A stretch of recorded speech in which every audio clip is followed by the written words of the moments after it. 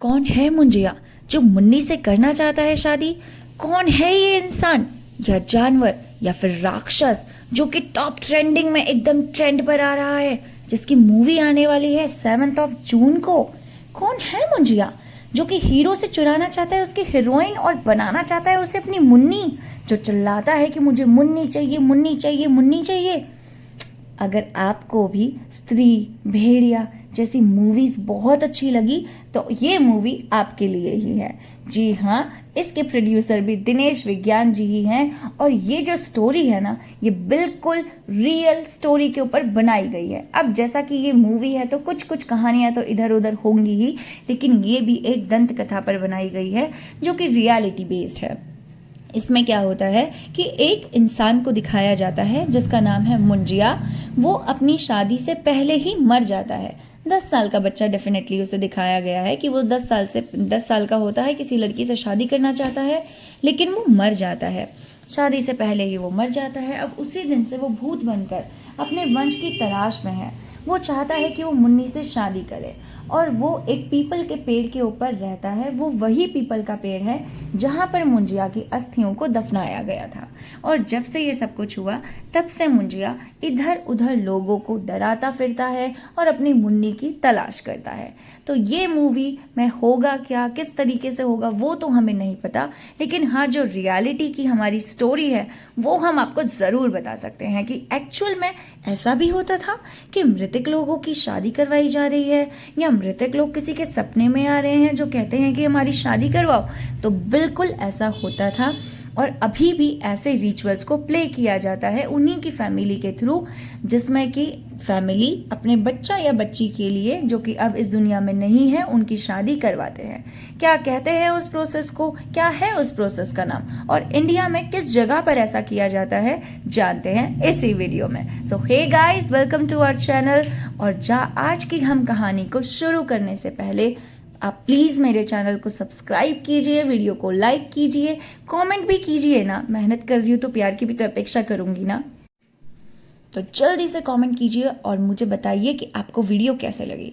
तो चलिए शुरू करते हैं हम आज की कहानी, जो कि जुड़ी हुई है प्रेथा मडुए से। अब आप लोग सोच रहे होंगे कि प्रेथा मडुआ ये क्या होता है, तो इसके लिए मैं पहले आपको एक न्यूज़पेपर की कटिंग बताना चाहती हूँ, जिसमें क्या हुआ था कि दक्षिण कन्नड़ में रहने वाले एक परिवार ने अपनी बेटी की शादी के लिए एक इश्तेहार दिया। तो इसमें किसी को कोई अचरज नहीं हुआ, लेकिन जब लोगों ने पूरी डिटेल देखा तो लोग हैरान रह गए, क्योंकि उनके माता पिता ने 30 साल पहले मर चुकी बेटी के लिए ये ऐड दिया था। ऐड पढ़ने वालों को लगा था कि जैसे कोई मजाक चल रहा हो, क्योंकि ऐसा थोड़े ना होता है। पर बाद में उन्हें पता चला कि यह कोई हास्य का विषय नहीं है, बल्कि प्रेथा मडुए नाम की एक परंपरा है। तो क्या होती है ये परंपरा, जो कि इतने ज़्यादा बड़े रूप में निभाई जाती है? तो क्या होता है ना कि माता पिता को हमेशा ये लगता है कि हमें अपने बच्चों की शादी करवानी है, लेकिन अनफॉर्चुनेटली किसी किसी के साथ ये हो जाता है कि उनका बच्चा पहले ही गुजर बसता है। तो वो बच्चा बाद में अपने पेरेंट्स के या रिलेटिव्स के सपनों में आता है और उन्हें याद दिलाता है कि बच्चा पहले ही शादी से पहले ही चला गया था और उसकी शादी करवानी है। कर्नाटक और केरल के तटीय क्षेत्रों में कुछ समुदाय अपने जीवन काल के दौरान इस जिम्मेदारी से खुद को मुक्त करना चाहते हैं, लेकिन अगर वो जिम्मेदारी से मुक्त नहीं हो पाते तो उनके निधन के बाद भी वो अपने बच्चों की शादियां करवाना चाहते हैं। उनका ये विचार है कि शादियां तो स्वर्ग में होती है, लेकिन संपन्न धरती पर होती हैं। तो इसी तरीके से, क्योंकि अब हमारे दोनों बच्चे स्वर्ग में हैं, दोनों बच्चे इन द सेंस जो दूल्हे के पक्ष वाले हैं और जो दुल्हन की पक्ष वाले हैं, क्योंकि ऐसा नहीं होता कि किसी मृतक की किसी जीवित के साथ शादी करवाई जाए, मृतक के साथ ही करवाई जाती है। तो उन दोनों को स्वर्ग में मान लिया जाता है और वो दोनों स्वर्ग में मिल जाएंगे और उनका जो अनुष्ठान है, शादी की परंपरा है, वो सब कुछ धरती में पेरेंट्स द्वारा करवाई जाएगी। तो ये जो राज्य है ना, यहाँ पर ये सब कुछ किया जाता है ताकि ये लोग परलोक में एक जोड़े के रूप में रह सके। इन तटीय ग्रामीणों का मानना है कि हर एक व्यक्ति फल का स्वाद चखे बिना नहीं जाना चाहिए, और उस फल का नाम है विवाह, यानी कि हर एक इंसान को शादी करने का पूरा अधिकार है। इसीलिए अगर कोई व्यक्ति विवाह के पहले चला जाता है तो अपने मृत्यु के बाद भी वह अपने बच्चों की शादी करने की इच्छा रखते हैं। इन क्षेत्रों में विवाह की संस्था इतनी ज़्यादा शक्तिशाली और पूजनीय है कि जो मृतक लोग भी होते हैं वे भी वैवाहिक व्यवस्था का हिस्सा माना जाते हैं। तो मृतकों से विवाह करना ये तो एक परंपरा बन गई है। जिन परिवारों ने कम उम्र में अपने किसी प्रियजन को खो दिया और वह शादी का अनुष्ठान पूरा नहीं कर पाए, तो वे उनकी मृत्यु के बाद ऐसा करते हैं। और जिस तरीके से एक जीवित व्यक्ति की शादी का जश्न मनाया जाता है, उसी प्रकार जीवित मृतक की शादी का भी जश्न मनाया जाता है। इसी प्रोसेस को, इसी ट्रेडिशन को हम प्रेथा मडवे यानी कि भूत विवाह के नाम से जानते हैं। इसमें क्या होता है ना कि आत्माओं को शांत करने के उद्देश्य से जो मृतक होते हैं वो मृतकों की शादी करवाई जाती है। और एक आम धारणा ये भी है कि जो विवाह की लालसा करके अविवाहित लोग आत्माओं को परेशान करती है, लोगों को परेशान कर रहे हैं, वो बार बार ऐसा नहीं करेंगे एक बार अगर उनकी शादी करवा दी जाए तो ये क्या करते हैं, अपने प्यारे बेटे या बेटी के लिए उपयुक्त लड़का ढूंढने के लिए मैच मेकिंग की सुविधा के लिए एक विज्ञापन प्रकाशित करते हैं और फिर उसके बाद वो अपेक्षा की सूची बनाते हैं। तो जो मैंने आपको पहले स्टार्टिंग में बताया था कि एक ऐड आई थी, ऐड में लिखा हुआ था कि हम अपनी बच्ची के लिए एक लड़का ढूंढ रहे हैं, तो ऐड में एग्जैक्टली लिखा हुआ था कि हम अपनी बेटी के लिए एक दूल्हे की तलाश कर रहे हैं जो 30 साल पहले मर गया होगा, जिसकी भी 3 दशक पहले मृत्यु हुई थी, और वह लड़का भी बंगेरा जाति से होना चाहिए। भूत विवाह करने के लिए उसका परिवार भी तैयार होना चाहिए। तो अब हम जानते हैं कि ये प्रेथा मडवे किया कैसे जाता है, शादी किस तरीके से की जाती है। तो भूत विवाह के आयोजन करने वाले जितनी भी परिवार है, उन लोगों का मानना है कि यह उनके मरे हुए बच्चों की आत्माओं को एक साथ लाता है और उन्हें मरणोपरांत विवाह करने का अवसर मिलता है। इस अनुष्ठान को करने से लोगों का ये मानना है कि वो सम्मान दिखाते हैं, अपने मृत नन्हे बच्चों को शांति प्रदान करते हैं। विवाह के लिए शुभ समय और तारीख जानने के लिए एक ज्योतिषी शामिल होता है। एक बार ज्योतिषी की मंजूरी मिल जाती है तो विवाह पुजारी के द्वारा आयोजित किया जाता है और अग्नि के समक्ष मंत्रों का जाप किया जाता है, धार्मिक अनुष्ठान किए जाते हैं।